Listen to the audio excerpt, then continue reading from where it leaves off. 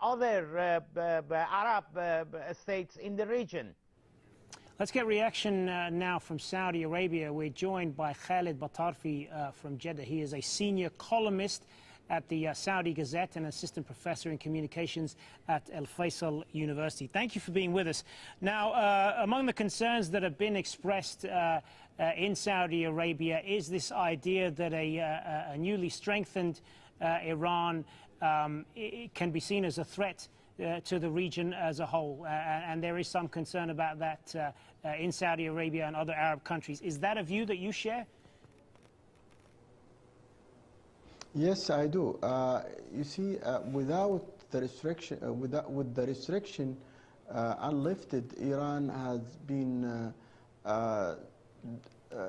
intervening in the Arab world in an unprecedented way.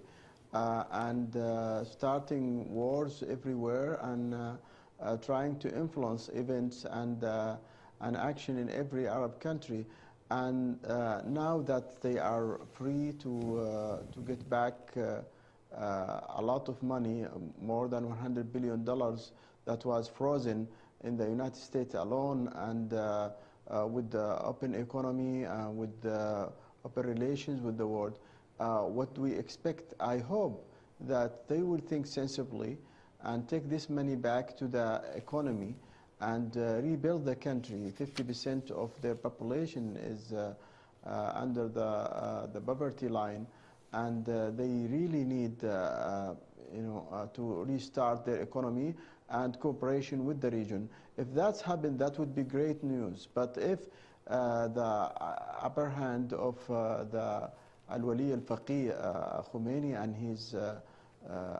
his people, his extremists, got the upper hand and used this money to even give more power to their militias in the region, that would be bad news for all, including the Iranian people.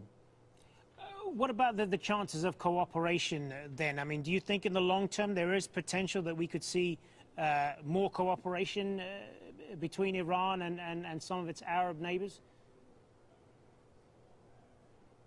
It could happen again if the Iranians chose to use this opportunity to open up to the world and to, instead of being rogue nations, to be a builder nation, a nation that would restart their economy and cooperate with the region. Saudi Arabia and Iran have a lot in common. They have the oil production, the petrochemical industries, and they are neighbors, and they have been neighbors for ages, and they could cooperate in all aspects of religious and also economic life, and help stop this fitna in the Arab world and the Muslim world if they worked if the Iranians decided to work in goodwill and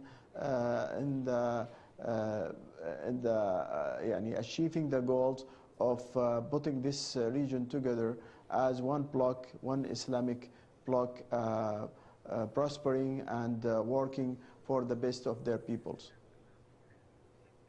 And as far as Iran's ongoing nuclear program, those involved in putting together this deal, particularly the Western powers, have always maintained that this is an agreement that will prevent Iran from obtaining a nuclear weapon. Do you believe that?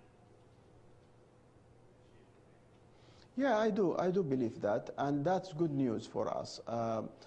In the past, we were worried also that because you see the nuclear technology they are using in Bushehr, for example, is very old technology. It's worse than Chernobyl reactor that went past in the 1986, and we saw what disaster happened then. And this Bushehr reactor is right on the coast of the Gulf, the Arabian Gulf. And if anything happened to that reactor, we all will suffer in the region, in the Gulf region. So to just make sure that those reactors are under international surveillance and all is going according to international standards, that is in itself is very relieving for us from the worries that we had before. Good to get your perspective on this. Khaled Batarfi joining us there from Jeddah. Thanks very much for your time.